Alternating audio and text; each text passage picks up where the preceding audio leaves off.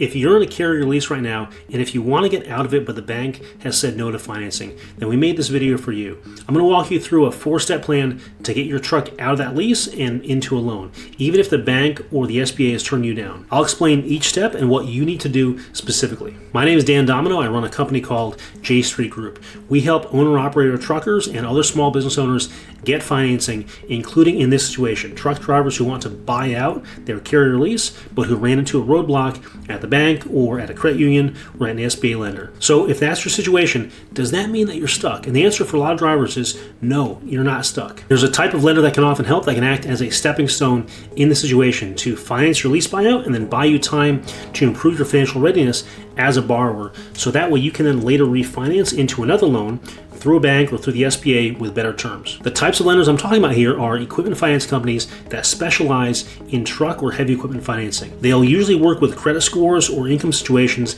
that banks can't work with. Now, their interest rates are higher, and in some cases they're quite high, but here's the thing, even at much higher rates, the monthly payments almost always work out to be lower than with the carrier lease payment because of the way that carriers calculate the payments in their leases. Here's an example. This is a real-life example that Josh on my team helped a driver with several years ago when he was a loan officer at a credit union. And even though interest rates go up or down over the years and other trucks might have a different dollar value compared to this one, the general principle from this example tends to hold true, which, as you'll see here, is that truck loans from most legitimate lenders will have a lower monthly payment than the monthly financing payments from a carrier lease. So in this case, this driver had a lease through Swift and he wanted to buy out the lease. The buyout price was $50,000. Here were his options. Here's the carrier lease. That payment was $2,500 a month. Now this guy ended up getting an SBA loan at 6% interest with a 10-year term, so paying off the truck in 10 years. That payment was $555 per month. But let's say that loan wasn't available to him. Here were his other options from private equipment financing companies. One was a specialty equipment loan at 20% interest, so a very high interest rate with a 10-year term. That had a monthly payment of $966. Even at that high interest rate, he'd still save about $1,500 per month versus the carrier lease. Here's another option, that same 20% rate, but a shorter term, paying off the truck in 5 years instead of 10. It has a higher payment, so $1,325 a month, but it's still a very large savings versus the carrier lease. He'd be saving $1,175 a month in this case, which is over $14,000 a year if you add it up. So getting turned down by a bank doesn't necessarily mean you're out of options. What it does mean is you probably need to look at a different set of lenders, specialty equipment lenders, at least for the time being, and then use them as a stepping stone into the loan you really want, an SBA loan or a bank loan with more ideal terms. So here's a step-by-step plan. Step 1, get out of the lease and into a loan. The first step if you want to get out of that carrier lease is to get into a loan that can improve your situation now and give you flexibility later. So get the truck out of the carrier lease and into a loan from a reputable equipment lender, even if it's at a higher rate than you normally consider. The reason to do this sooner is once you decide to buy out your lease, every month you stay in the lease, that's another month of that extra money going to the carrier instead of staying with you. That's money that you could be using to improve your financial situation, to build up savings or to pay down debt. So the goal of step 1 is to reset things, to stop the extra money being wasted each month. Now, before you contact an equipment lender to see what your options are, here's what you'll want to have ready. First, your CDL. They'll want to see the front and back of it, and it needs to be current and valid. They'll also want to see 6 to 12 months of settlement statements. So I suggest you organize them by month, make it easy for them to see the monthly totals, and in general, just organize them so it's easy for the loan officer to understand them. That's your income documentation, and it's the main thing that these lenders want to see. Also show them 3 to 6 months of bank statements showing the deposits that match the settlements that you showed them so they can follow the money trail and confirm everything. Fourth, bring a written payoff statement from the carrier that shows the exact payoff amount with a valid through date. You can get that by calling your carrier's fleet finance department. And by the way, this is probably the first number that every lender is going to ask for. You can't really have a conversation about a loan without it. Fifth, you'll need basic information on the truck. So the year, the make, the model, the VIN number, the mileage, and any service records you have. And then sixth, if there's anything in your credit history that might need some explanation, so a period of low income or a year where you weren't operating or perhaps a prior bankruptcy, stuff like that, it's a good idea to put together a brief written explanation to help the lender understand the situation. Lenders will appreciate that. It'll help them understand your situation beyond just the numbers. So go get all that stuff together before you start calling lenders. And then at that point, you'll be ready to have a real conversation. We'll have a video coming out soon on how to find these types of lenders, equipment finance lenders for tractor trailers, and how to evaluate them to see if they're legit and to see if they can work in your situation and how to apply. So keep an eye out for that video, subscribe to our channel, and you'll get notified when it comes out. It'll walk you through what you need to do to find and apply for this type of financing and complete the carrier lease buyout. Okay, so that's step one. Get out of the lease and into a loan, a legitimate non-predatory loan that improves your situation. It doesn't have to be from a bank or an SBA loan. A reputable equipment lender is fine. This loan just needs to improve your situation and to reset things and give you some financial breathing room. Okay, step two is once you get that loan, make every payment on time and work to improve your profile as a borrower. Making on-time payments sounds obvious, of course, but it's worth mentioning specifically here because payment history is the single largest factor in your credit score. And the reason that that matters in this situation is this: that equipment loan you got is a stepping stone for you to get you out of the lease, to get the truck title in your name, and then to give you some financial breathing room so you can improve your situation. And then when you're ready, you want to refinance into a much more ideal loan situation. So one thing this equipment loan is doing is it's building the credit history you need so that way you can qualify for a more ideal bank or SBA financing in the near future at a lower interest rate and at better terms. If you make every payment on time consistently over the next 18 months, you'll have a commercial equipment loan on your record with a clean payment history. So if you couldn't get a bank or SBA loan previously,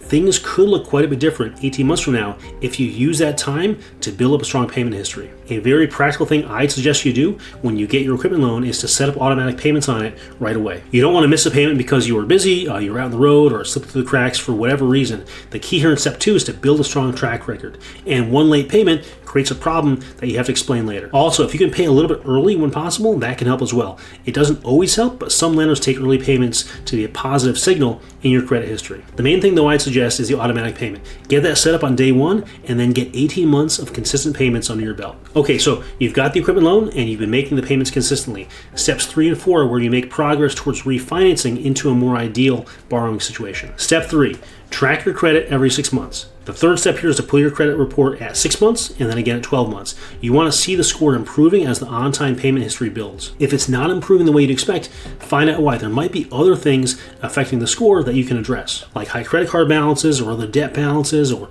old collections still on the report or errors in the report. That happens. All these things are things that can be improved. So be diligent about it, find out what the issues are, and then work on improving them. Okay, now keep in mind, most SBA lenders and conventional banks or credit unions are looking for a credit score of 640 to 650 at a minimum in order for you to refinance into those types of loans. And going from, let's say, a credit score of 580 when you got out of the carrier lease to 650 in about 18 months of solid payment history, that's realistic for a lot of people if you get after it.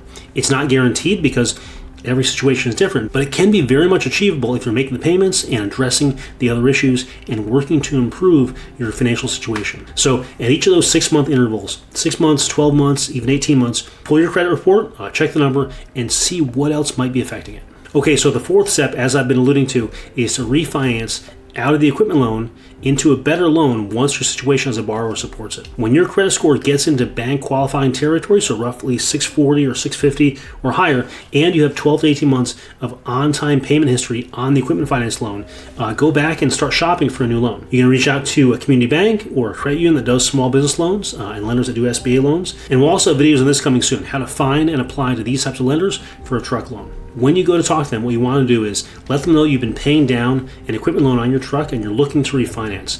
Bring your payment history and the truck's current value and condition at that point and your settlement income. Another thing you'll want to do as you're shopping for this new loan is to include your equipment loan provider on the list of lenders that you're considering. Some specialty lenders have programs for borrowers who've had a good payment history on an existing loan. It could be a rate reduction that they give you, or you might be able to refinance directly with them into a new loan at better terms through that same company. So that's worth doing. Include that equipment lender on your list of potential refinancing funding sources. Now, here's another thing to keep in mind at this point that surprises a lot of people. Let's say you've been paying on the equipment loan for 18 months. Let's say you've still got 42 months left on a 60-month loan. That remaining balance is still probably worth refinancing, even with 42 months left to go. If you can cut the rate from something like 20% down to something quite a bit lower, down to a more normal bank or SBA interest rate, that interest savings on the remaining balance can add up to a very meaningful amount of money. So here's the full plan if you want to buy out your carrier lease, but you can't get a bank or SBA loan now. use this stepping stone strategy. Step 1, get the truck out of the carrier lease and into any legitimate non-predatory loan. Look into specialty equipment finance lenders as a good stepping stone. Get the financing in place and then stop paying the extra money to the carrier every month. Step 2 is make every payment on time every month. Set up automatic payments the day you close the equipment finance loan. Build up your payment history and improve your financial situation. Step 3 is pull your credit at 6 months and at 12 months. Every 6 months, know where you stand, work out anything that's affecting the score, and the target is to get it above 640 or 650. Step 4, at 12 to 18 months, go and shop for a new loan. Bring your payment history and ask about refinancing into a bank or SBA loan, which should give you a much better interest rate. So that plan is roughly 18 months from start to finish, from now to getting a bank loan with solid terms. It's not a quick process, but it is a clear path. And even while you're on that stepping stone part of the plan for the next 18 months with the higher interest equipment finance loan, even during that period, you should be saving money each month versus your carrier lease payment. And you'll have had your truck title in your name that entire time instead of perhaps feeling stuck driving a truck with a carrier's name on the title. So if this is your situation, if you want to buy out your carrier lease, to get started, the first thing to do is call your carrier's fleet finance department and ask for a written payoff statement. That's the number you need to be able to have a conversation with the lender. So get the payoff number and pull your last 6 months of settlement statements. That's where you start. If you want Josh and I help you figure out your next steps for your specific situation, click the link in our bio and you'll be able to get in touch with us. We'll have more videos coming soon related to this exact topic, how to get financing for your truck in a way that helps your situation and gives you more control as an owner-operator. So subscribe to see those. And if you have any questions, feel free to reach out in the comments. We read and reply to them. Thanks for watching, and we'll see you in the next video.